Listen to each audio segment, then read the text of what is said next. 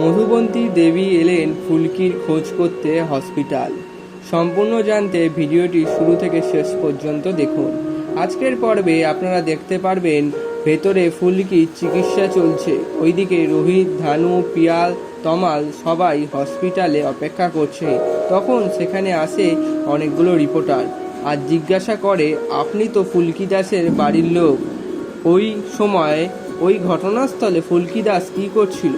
এই কথা শুনে কোনো জবাব দিতে চায় না রোহিত, আর বলে, আমি এই বিষয় নিয়ে কোনো কথা বলতে চাইছি না।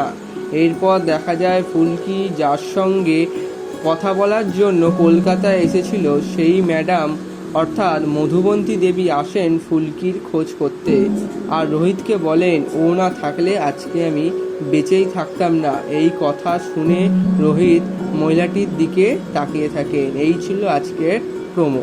ভিডিওটি ভালো লাগলে কমেন্টে জানান।